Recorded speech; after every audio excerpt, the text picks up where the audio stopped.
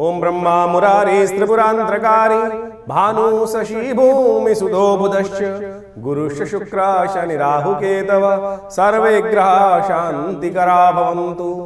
नमस्कार, स्वागत है आपका आचार्य वाणी में। मैं आचार्य डॉक्टर विक्रमादित्य आपके साथ हूँ। आज का विषय हमारा है कि राहु ग्रह जो हैं वो परिवर्तन की तरफ जाएंगे तो आपके लिए क्या करेंगे। राहु का महापरिवर्तन होने का योग बनने वाला है। 2025 में राहु का महापरिवर्तन होगा। महापरिवर्तन इसलिए बोल रहे हैं क्योंकि चंद्रमा जगह होते हैं हर 2.5 दिन बाद बदल जाते हैं। सूर्य 1 महीने बदलते हैं। बुध जो है वो 20 से 25 दिन में बदल जाते हैं। शुक्र जो है वो भी 20 से 25 दिन में परिवर्तन का योग बना लेते हैं। मंगल 3-4 महीने में बदल जाते हैं या 2 महीने बदल जाते हैं।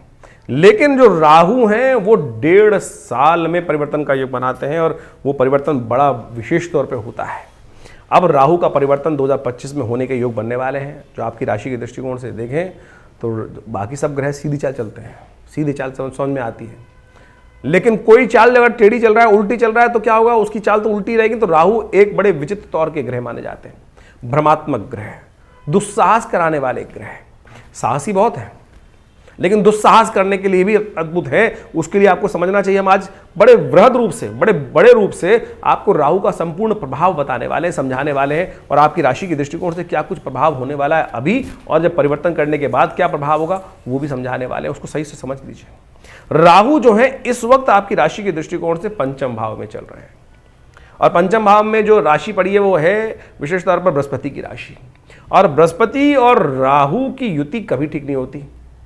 वो हमेशा अनकन्वीनियंट ही है। वो योग ऐसा देता है कभी ठीक नहीं माना जाता। आमतौर पे ग्रह दोष के अनुसार से गुरु चांडाल योग का दोष बन जाता है। और यानी उस घर में कारण क्या है, बृहस्पति सात्विक बुद्धि के आदमी है, सात्विक ग्रह के स्वामी है, सात्विकता रखते हैं मनोमस्तिष्क में। और राहु जो है वो दैत्य प्रवृत्ति के है। अब दैत्य प्रवृत्ति की क्या होती है, दैत्य प्रवृत्ति को हर चीज नेगेटिव समझ में आती है, तामसिकता समझ में आती है, कुचाले समझ में आती हैं। और देवता को क्या होती है, सीधी सीधी काम पसंद आते हैं। आहार ही देख लो, सीधा साधा आहार देवता ग्रहण करते हैं। और जो नेगेटिव प्रवृत्ति के लोग होते हैं उनको रोज चखना भी चाहिए, बाकी चीज़ें भी चाहिए, सब कुछ चाहिए। वो अलग अलग चीज़ें रहने की आती है, अय्याशी और बहुत सब जो नेगेटिव प्रभाव है वो सब। अब बुद्धि वाले भाव में राहु महाराज इन दिनों चल रहे हैं आपके लिए। भ्रम की स्थिति उत्पन्न करते दिखाई दे रहे हैं क्योंकि राहु स्वयं भ्रम है। बुद्धि में भ्रम उत्पन्न कर सकते हो। आपने देखा होगा पिछले 18 महीनों में जो स्थिति हुई, अक्टूबर करीब 2023 में यहां पर आए और तब से लेकर यहां चल रहे हैं। और अब स्थिति क्या है, उसके बाद भ्रमात्मक स्थिति उत्पन्न करते दिखाई दे रहे हैं। बुद्धि में भ्रम, नेगेटिव प्रभाव उत्पन्न करते दिखाई दे रहे हैं। विद्या के क्षेत्र में आपको सही चीजों की जगह कुछ गलत चीजें साथ में। देखिए अब कुमति सुमति सबके उड़ रही आपके मन में। अब व्यक्ति पे डिपेंड करता है कि उसका समय कैसे चल रहा है, वो कुमति का रास्ता पकड़ता है या सुमति का मार्ग पकड़ता है। अब राहु बुद्धि में चल रहे हो तो क्या होता है कि सुमति साथ साथ आते आते कुमति खट से पकड़ी जाती है। इस बात का ध्यान रखना पड़ेगा। अभी है राहु यहाँ पर, उसको सुमति की तरफ ले जाने का आपको प्रयास करना चाहिए। पारिवारिक कारणों से कई परेशानी कर सकते हैं राहु महाराज जिस वक्त चल रहे हैं। और जब बदलेंगे तो क्या होगा, वो सुख की तरफ जाएंगे, सुख वाले भाव में जाएंगे। अब राहु का एक प्रभाव बड़ा विचित्र है। राहु चीजों को बड़े हठ रूप से चलता है। चतुर्थ भाव किसका स्वामी है, चतुर्थ भाव जो भाव है वो है सुख का, गाड़ी का, वाहन का, मकान का। और छोटी मोटी चीजें पसंद नहीं आने वाली राहु को। राहु को बड़ी चीजें पसंद आती हैं। अभी हम कथा सुनाने वाले हैं, उस कथा का सार समझना। राहु ने दुस्साहस किया, भगवान की उस लीला को पहचान लिया। यानी समझ, राहु की समझ से ज्यादा समझ किसी की नहीं है। समस्त देवता दैत्य बैठे थे दूसरी तरफ, लेकिन वो समझ नहीं पा रहे थे कि भगवान क्या मोहिनी अवतार धरकर क्या चाल चल रहे हैं। लेकिन राहु ने वो चाल पहचान ली, भगवान की अरे परात्पर ब्रह्म की चाल पहचान ली। तो रानी राहु जो है इतना बुद्धिमान ग्रह है कि वो आपको बहुत बुद्धि में चाल को समझने की स्थिति दे सकता है। लेकिन फिर भी यदि आप अपने कर्म को सुधार नहीं पाओगे ना तो कष्ट में फंस जाओगे। इस चीज को आपको समझने की आवश्यकता है। राहु क्या करने वाला है, आपको बड़ी बड़ी महत्वाकांक्षा देने वाला है।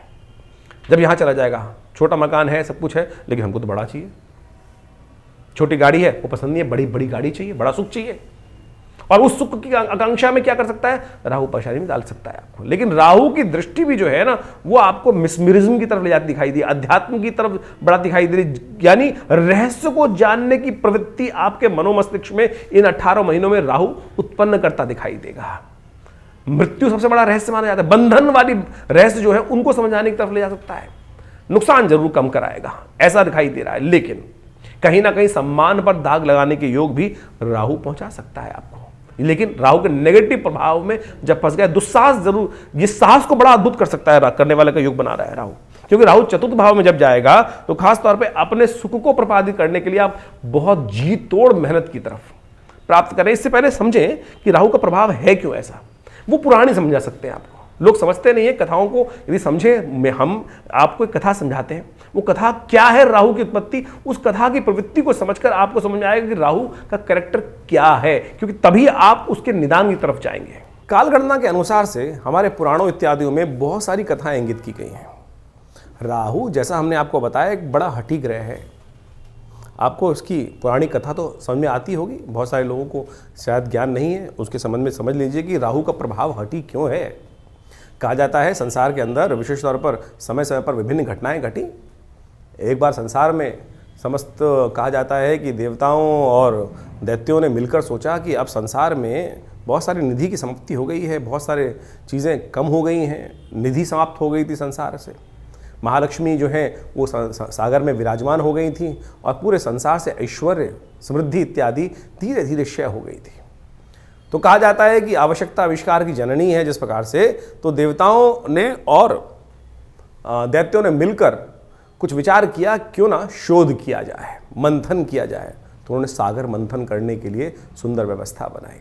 जब सागर मंथन किया, उसमें से विभिन्न विभिन्न रत्न, 14 रत्न जिनके बारे में कहा जाता है, वो उपस्थित हुए। महालक्ष्मी उपस्थित हुई, चंद्रमा उपस्थित हुए, ऐरावत हाथी उपस्थित हुआ, उच्च श्रवा घोड़ा उपस्थित हुआ, काल जो जहर था वो उपस्थित हुआ, और साथ साथ अमृत भी उपस्थित हुआ।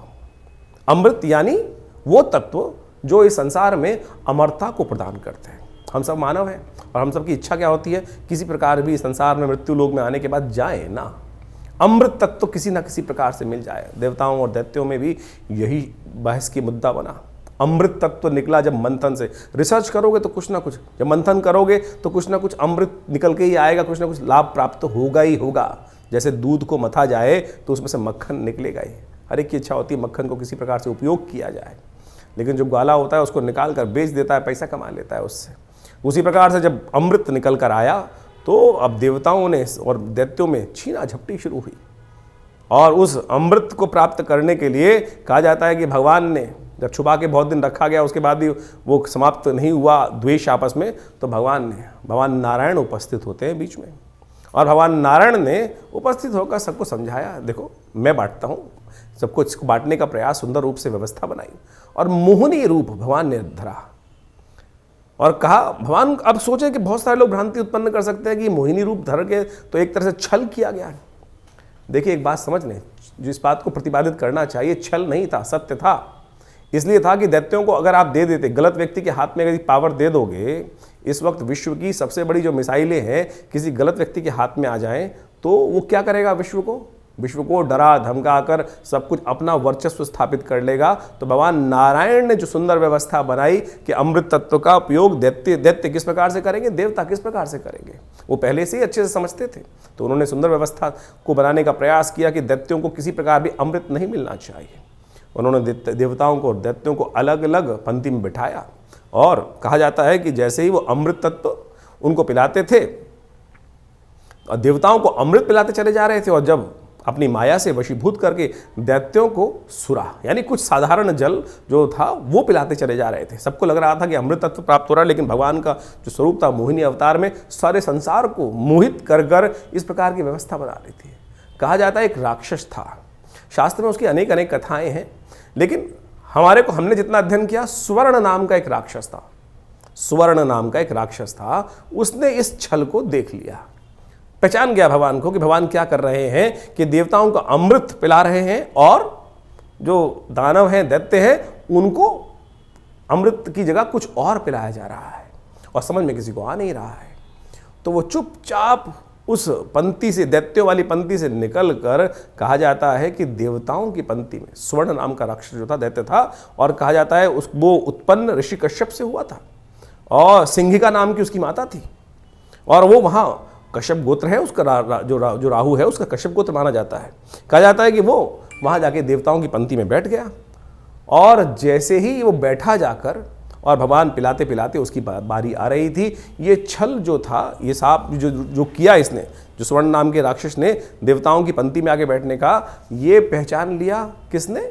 सूर्य ने और चंद्रमा ने। सूर्य और चंद्रमा ने ये सूचना देवराज इंद्र को दी, और देवराज इंद्र ने ये सूचना जैसे ही भगवान को दी कि भगवान आप जिसको अमृत पिलाने जा रहे हैं वो देवता नहीं, राक्षस है, दानव है, स्वर्ण नाम का राक्षस है। तो भगवान ने जैसे ही पान करवा रहे थे भगवान उस देवता स्वरूप में बैठे हुए उस राक्षस को, स्वर्ण को, तो उसने जैसे ही पान किया तो भगवान ने जैसे ही उसको मुंह में जा चुका था उसके अमृत जो था, भगवान ने चक्रधारी भगवान ने चक्र चलाकर उसकी गर्दन काट दी। जो मुख था वो राहु बन गया और जो अधोभाग था वो केतु के रूप में उपस्थित हो गया। तो समझे ये स्वभाव कैसा है। अब यहां राहु की उत्पत्ति हो जाती, ये है राहु। राहु की हठता थी, अमृत तत्व, अमृत का पान कर चुका था तो इसलिए अमर हो गया। हमेशा बहुत सारे लोग राहु को मानते नहीं है कि ग्रह है। अरे भाई वो वास्तविक छाया नहीं, वास्तविक सत्य है, हठी है। आपकी राशि में जिस प्रकार का प्रभाव उत्पन्न करेगा आपको समझना चाहिए। ये पुरानी कथाओं को आदि भौतिक आदि दैविक रूप से यदि आप उसको सत्य को समझ लें तो जीवन में उस वास्तविकता को क्या प्रभाव उसका होगा, यहीं से प्रभाव निकल कर आएगा। वो राहु का जो प्रभाव है छल रूप से करके, यानी क्या छला उसने?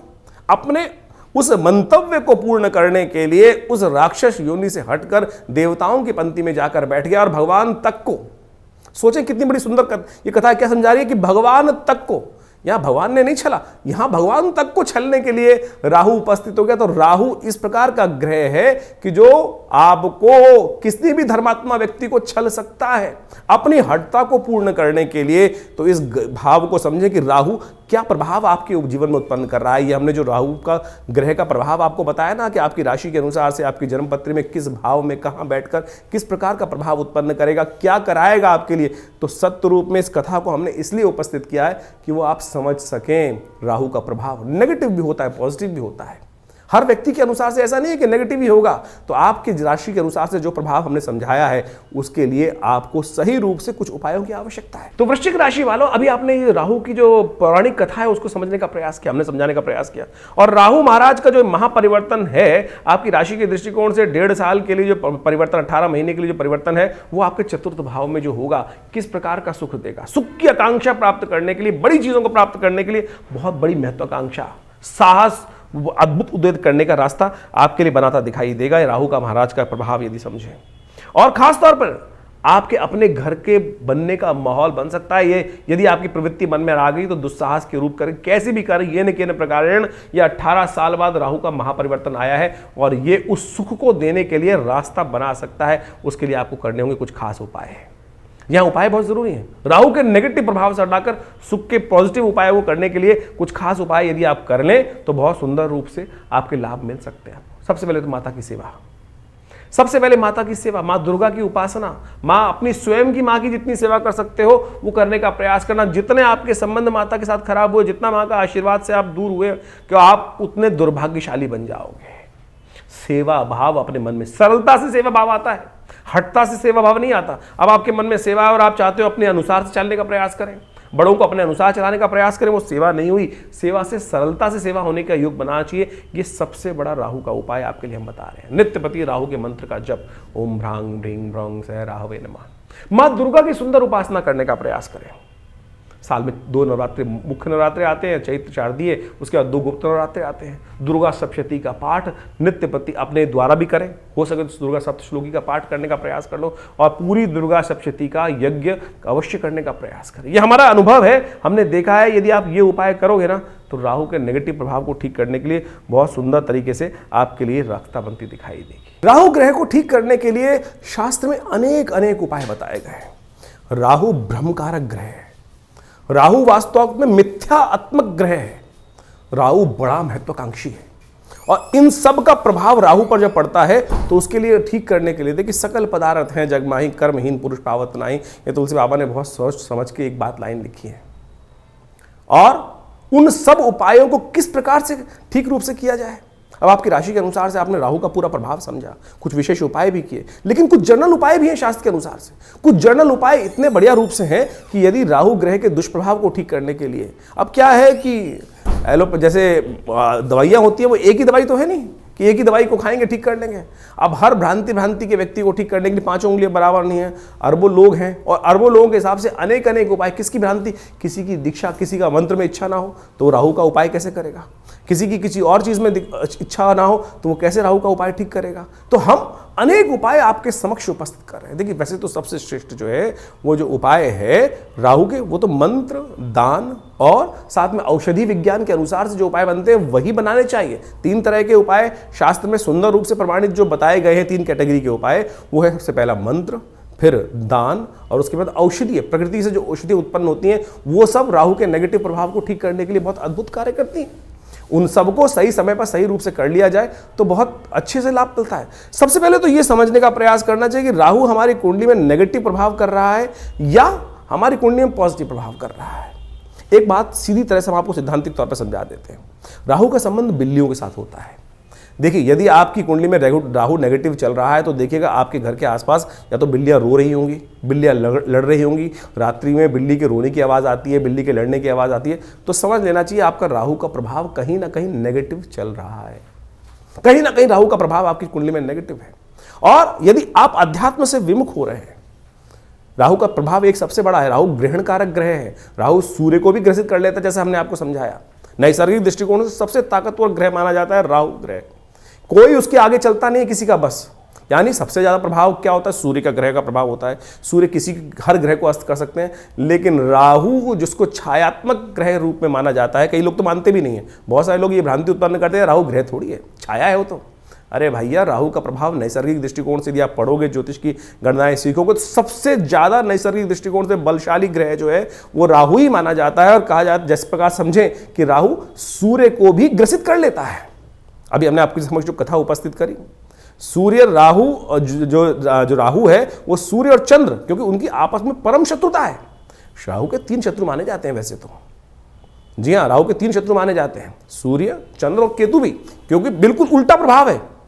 राहु के बिल्कुल स्वभाव से उल्टा प्रभाव है केतु की। हम कभी गणना करेंगे, बताएंगे आपको। लेकिन इस वक्त समझे कि जब राहु जो है सूर्य को ग्रसित कर लेता है, ग्रहण लगा देता है।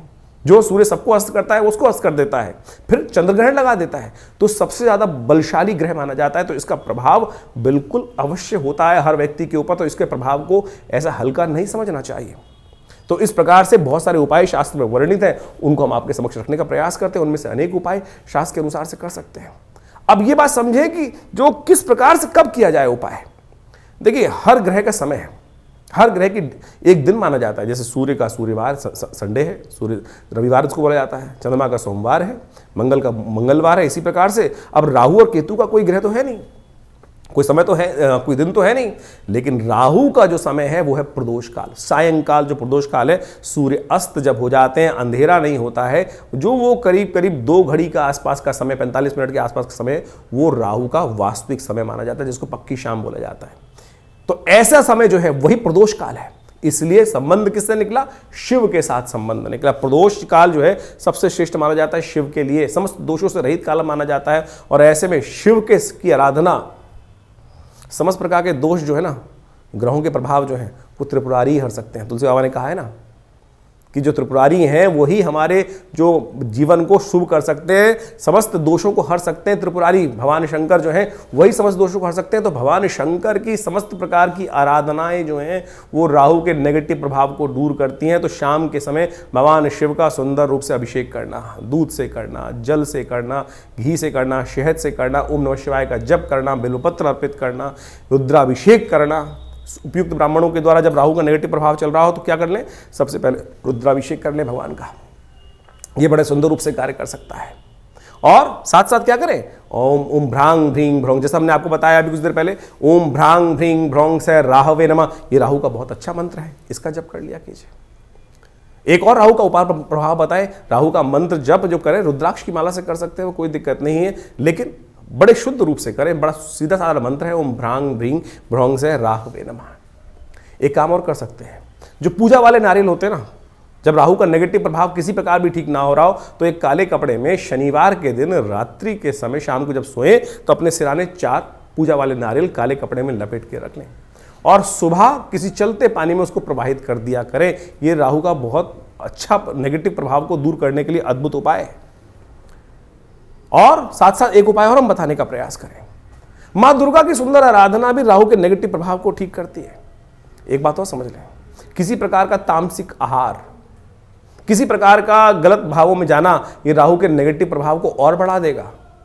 राहु किसका प्रतीक है? अभी हमने आपको कथा समझाई, राहु जिद का प्रतीक है। अभी आपके मनोभाव में यदि जिद आ रही है तो यानी वो समझ लीजिए राहु नेगेटिव प्रभाव उत्पन्न कर रहा है। इतना हटी कि जाकर भगवान के उस छल को पहचानने के बाद उस भी अपनी हटता पे अड़ा रहा। देखिए सामने किससे लड़ने जा रहा था, एक साधारण राक्षस भगवान नारायण से लड़ने के लिए उपस्थित हो गया और उनके विमुख जाकर यानी अपनी हटता, अपने मंतव्य को पूर्ण करने के लिए इतना हटी राहु ग्रह है कि जाकर वहां बैठ जाता है। उसको पता था मेरा क्षय होना निश्चित है, लेकिन फिर भी दाव खेल जाता है। तो ऐसा हटी राहु ग्रह, उसको ठीक करने के लिए गोमेद रत्न बड़ा अच्छा है।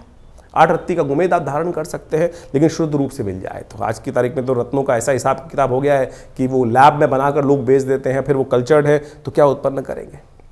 इसके साथ साथ आप राहु का जो प्रभाव है वो भी उसको ठीक करने के लिए कार्य कर सकते हैं। आप एक काम कर सकते हैं, कोयला लेकर यदि शाम के समय चलते पानी में उसको प्रवाहित कर दीजिए। कभी कभी ये उपाय कर लिया कीजिए। मूली का दान करना भी राहु के लिए बड़ा अच्छा उपाय माना जाता है। एक उपाय और बताया आपको हम, बड़ा सुंदर उपाय है। देखिए राहु जो प्रभाव है ना, वो भ्रम का प्रभाव है। भ्रम छाया कारक ग्रह है। राहु के उपाय को, राहु के नेगेटिव प्रभाव को ठीक करने के लिए काम कर सकते हैं आप नित्य प्रति। देखिए हमने जैसे कहा कि औषधि जो विज्ञान है वो बड़ा सुंदर है। अपने घर में गूगल की धूम्र उपस्थित किया करें। शाम के समय अवश्य काम करें कि एक कोयले का जो या लकड़ी का बना लीजिए कोयला, उसके अंदर हवन इत्यादि की सामग्री डालकर उस जो लकड़ी का कंडा है उसको रख लीजिए।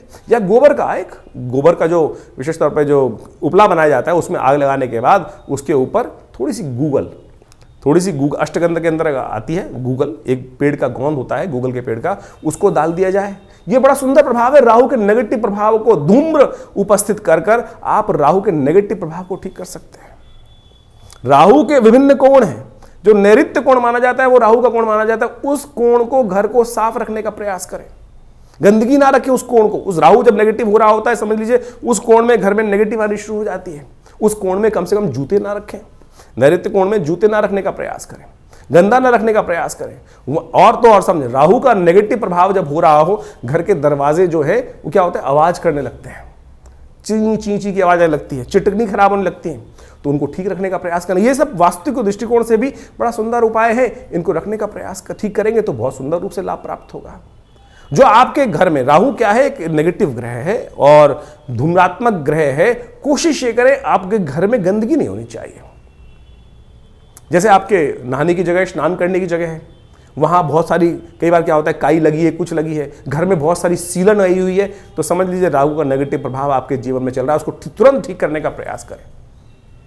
फटी हुई चप्पल पहन रखी है, ये राहु का नेगेटिव प्रभाव है। और अब क्या होता है कि व्यक्ति चलाए चले जाते, दरिद्रता को पाल के रखते हैं।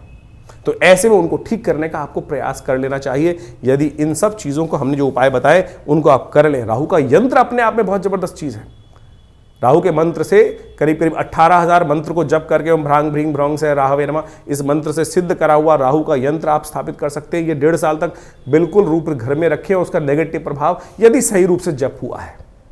बहुत सारे लोग तो जप ही नहीं करते हैं, केवल लिया और आज की तारीख में बाजार में जितने मिल रहे हैं राहु के यंत्र के रूप में उपस्थित किया गया, वो केवल आकृति नहीं है। उसको जो जैसे आप मान के चले मूर्ति प्रतिष्ठा की जाती है मंदिर के अंदर, तो मूर्ति को प्रतिष्ठा करने के लिए एक पूरा विज्ञान है। उसके अनुसार से पूजा पाठ कर 10-12 दिन तक उसकी व्यवस्था की जाती है, तब वो प्रतिष्ठित होती है। उसी प्रकार से यंत्र भी प्रतिष्ठा करने की सुंदर व्यवस्था बनाई गई है शास्त्रों के अनुसार से, तब तो वो जागृत हुआ। नहीं तो केवल वो आकृति है, नहीं तो केवल वो कागज का टुकड़ा है या जिस पे भी बना हुआ है उसका टुकड़ा है। यदि सिद्ध राहु के यंत्र को स्थापित कर आप चांदी के पत्रे पर लगा रहे अपने घर के द्वार पर लगवा दें, तो राहु के नेगेटिव प्रभाव को ठीक करने के लिए बहुत सुंदर रूप से कष्ट का निवारण करने का योग बन जाता है। तो ये छोटे छोटे उपाय हम आपको बताने का प्रयास कर रहे हैं।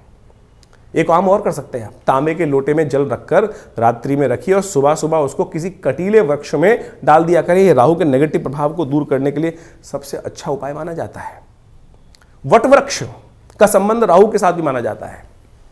वृक्षारोपण, किसी देवस्थल पर जाकर आपके द्वारा कोई वट वृक्ष लगाएं और घर के नैऋत्य कोण की तरफ लगाने का प्रयास करें। घर के नैऋत्य कोण की तरफ यदि आप कोई ऐसा बड़ा विशाल वृक्ष लगाकर दूर, घर से दूर, पार्क इत्यादि में नैऋत्य कोण की तरफ चलते हुए लगाएं और उसको नित्य प्रति पोषित करें, तो ये राहु के नेगेटिव प्रभाव को ठीक करने के लिए बहुत अच्छा उपाय कर सकता है। सीधे साधे उपाय जो हमने आपके समक्ष उपस्थित किए हैं, ये करेंगे तो बहुत अच्छा रहेगा। सबसे बढ़िया श्रेष्ठ उपाय भगवान शिव की आराधना, तिलोदक, तिल के जल से तिल मिलाकर उसके द्वारा भगवान का सुंदर अभिषेक, भस्म के द्वारा भगवान का अभिषेक करना, ये समस्त चीज़ों से राहु का नेगेटिव प्रभाव, देखिए इतने उपाय हमने आपको बताए, इनको समझ लीजिए, करेंगे तो बहुत सुंदर रूप से आपके नेगेटिव प्रभाव को ठीक करने के लिए राहु अद्भुत रूप से आपकी सहायता ही करेंगे, लाभ ही देंगे। तो ये आपने राहु का जो प्रभाव है आपकी राशि के अनुसार से समझा, लेकिन जन्मपत्री तो है, पूरे बहुत सारे ग्रहों का योगा योग का प्रभाव है, वो उसको समझना चाहिए।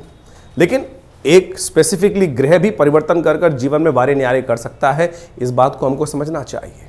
जन्मपत्री जो है बहुत ही वृहद वर्णन है ज्योतिष का, और उनमें अनेक योग आपकी जन्मपत्री में बने होते हैं, और जिनको विभिन्न शास्त्रों में, पाराशर, जैमिन इत्यादि विभिन्न ऋषियों ने, विभिन्न संतों ने समय समय पर ज्योतिष के जो प्रकांड पंडित थे उन्होंने उपस्थित किया है। और उन सब ग्रहों की स्थिति को समझकर, यदि उन ग्रहों की स्थिति को समझें और उनका प्रभाव समझें और उसका प्रभाव हमारे पर किस प्रकार का होने वाला है, हम जिस वक्त जन्म लिए हैं, हमारे जन्मपत्री में जो ग्रहों का प्रभाव है वो किस प्रकार का है, यदि उसको सही समय पर समझ लिया जाए तो आने वाले समय को सही से समझकर जीवन के बहुत सारे कष्टों को दूर कर सकते हैं। कई बार क्या होता है कि जब भाग्य में बहुत कुछ कष्ट लिखा होता है तो हम सही जगह पहुंच नहीं पाते हैं। इसलिए भाग्य को, ज्योतिष विज्ञान जो है, ज्योतिष को विज्ञान कहा जाता है, ज्योतिष को शास्त्रों में जो विज्ञान की बात की गई है, देखिए सोचें कि आज नासा की जो गणना है वही हमारे ज्योतिष शास्त्र की गणनाओं को बिल्कुल मैच करती हैं। चाहे वो ग्रहण का प्रभाव हो, चाहे वो ग्रहों की दूरी हो, चाहे वो ग्रहों की गति हो, चाहे वो ग्रहों का जिस प्रकार से अस्त होना, दिखाई देना, किस प्रकार का योगा योग बनना है, कब, आज नहीं 100 साल बाद का भी गणना ज्योतिष शास्त्र के अनुसार से बताई जा सकती है, और वो बिल्कुल एग्जैक्टली मॉडर्न एस्ट्रोनॉमी के पॉइंट ऑफ व्यू से बिल्कुल एग्जैक्ट बैठती हैं। तो आप इस बात को सत्य रूप में समझ लें कि ज्योतिष के प्रकांड पंडित जिन्होंने इस संपूर्ण ज्योतिष विज्ञान की संरचना अनादिकाल से करी, अनादिकाल से, कोई इसको गणना की जाए कि 100 साल, 500 साल पहले, 1000 साल पहले या 2000 साल पहले, नहीं, अनादिकाल से भारत के अंदर वेद विज्ञान के अनुसार से जो सृष्टि संवत लिखा गया है वो करोड़ों में है, और उसके अनुसार समझ सकते हैं कि हमारी काल गणना बिल्कुल एग्जैक्ट कहाँ से रही, हम विकसित थे, विकसितता की तरफ चलते चले जा रहे हैं। और ज्योतिष की महत्ता इसी बात से प्रपूरित हो जाती है कि ज्योतिष की जो गणनाएं हैं वो बिल्कुल आज मॉडर्न साइंस के अनुसार से एग्जैक्ट बैठती हैं। तो इस बात को हमें ज्योतिष विज्ञान को समझना चाहिए और ग्रहों की गणना के अनुसार से चीज़ों को समझते हुए कार्य कर लेते हैं। बहुत सारे लोग विडंबनाएं मन में उत्पन्न कर सकते हैं कि सब बकवास है, कुछ नहीं है, क्या नहीं है। ऐसे तो मॉडर्न जो हेल्थ पॉइंट ऑफ व्यू से जो मॉडर्न विज्ञान है उसके अनुसार भी बहुत सारी चीज़ जंजाल बन जाती हैं। और लेकिन जब भाग्य होता है तो सही दिशा, सही डॉक्टर पे व्यक्ति पहुंच जाता है और उसके द्वारा बताए गए निदान को प्राप्त कर कर आरोग्यता प्राप्त कर लेता है। वही ज्योतिष विज्ञान है कि सही समय पर हमें सही समय की चाल समझ में आ जाए और उसका प्रभाव हमारे जीवन पे किस प्रकार का प्रभाव होने वाला है वो समझ में आ जाए, तो हम जीवन के वारे कष्टों को दूर कर सकते हैं, वारे न्यारे कर सकते हैं। तो इसलिए अपनी जन्मपत्री को समय समय पर दिखाते रहना चाहिए। ये जो हम लगातार संवाद आपके समक्ष अपने चैनल के माध्यम से उपस्थित करते रहते हैं, बताते रहते हैं ग्रह गणनाओं के बारे में। अब देखिए यहाँ पर तो राशि के अनुसार ही बताना पड़ेगा, यहाँ तो ग्रहों की चाल के अनुसार ही बताना पड़ेगा। क्यों? क्योंकि अरबों लोग हैं संसार के अंदर, हर एक का भाग्य अलग है। बिल्कुल जो आपके मन में प्रश्न उठ रहा है कि हम जो ज्योतिष की राशि के अनुसार से बात करते हैं तो 12 राशियों में पूरे संसार को नहीं बांट सकते, बिल्कुल सही बात है कि उसको, लेकिन आउटर पेरिफेरियल तो सेट कर सकते हैं। क्या योगा योग है, वो उस योग के अनुसार से समझ तो आ सकती है चीज़ें, लेकिन आपकी जन्मपत्री में किस प्रकार का योग कैसा बनने वाला है, कब बनने वाला है, उसको क्या निदान किया जाए, उसके लिए आवश्यकता है कि जो पर्सनल जो कंसल्टेशंस होती हैं, जन्मपत्री में विचार विमर्श किया जाए, वो समय समय पर परिवर्तन होता रहता है। और उसके लिए आप समझें, जानें, और उसके लिए पर्सनली आप आश्रम पर आ भी सकते हैं, संपर्क साध सकते हैं। यह आश्रम जमुनापार दिल्ली में स्थित है, विवेकानंद योगाश्रम, और यहाँ पिछले करीब 60-70 सालों से विभिन्न पराविद्याओं पर शोध चलता है। आचार्य श्री केशव देव जी महाराज के सानिध्य में रहकर हमको ये सुख प्राप्त हुआ कि जिसके द्वारा हमने इस ज्योतिष विज्ञान को उनसे बाल्यकाल से ही सीखा, समझा और उन विवेचनाओं को उपस्थित किया, बहुत सारे शोध किए, बहुत सारे मंत्रों का उपचार किया, बहुत सारे यज्ञ इत्यादि आज भी उसी रूप में चलते हैं। नित्य प्रति 8 घंटे यज्ञ चलता है विवेकानंद योगाश्रम में, जो आचार्य श्री केशव देव जी महाराज के द्वारा स्थापित किया गया। आप भी उस यज्ञ में समय समय पर जो कार्यक्रम होते हैं उसमें आके स्थित हो सकते हैं। विभिन्न ग्रहों के उपचार किए जा सकते हैं। विभिन्न ग्रहों की जो समस्याएं हैं उनके निदान जो है ना वो अनेक रूप से बताए गए हैं। सबसे बढ़िया मंत्र जप, यज्ञ, यंत्र, दान इत्यादि बताए गए हैं। औषधि के अनुसार से बहुत सारे उपाय बताए गए हैं। उन सबको हम समय समय पर आपके समक्ष उपस्थित करते रहते हैं। तो आप इस संस्थान पर आकर माँ भगवती का सुंदर श्री विग्रह जो विराजमान है उनके भी दर्शन कर सकते हैं। और उन्हीं का प्रभाव है कि जो आज इस तपस्थली पर नित्य प्रति 8 घंटे यज्ञ चलता है। भगवान की कृपा से समस्त रूप से बहुत बड़ी गौशाला है और वहाँ पर भी गौ सेवा इत्यादि के कार्य किए जाते हैं। औषधालय है जो योग, प्राकृतिक चिकित्सा, आयुर्वेद, फिजियोथेरेपी, एलोपैथिक को इंटीग्रेट करके हम बहुत सारे रोगों का निदान करते हैं। भारत सरकार के पैनल पर हैं। भारत के जो एक्रेडिटेशन अथॉरिटी है NABH, उससे एक्रेडिटेड हॉस्पिटल है। यानी मॉडर्न फैसिलिटी के साथ साथ इस संस्थान को बनाया गया है। आप इन समस्त चीज़ों का लाभ लेते हुए आप इस संस्थान से जुड़ें। धन्यवाद।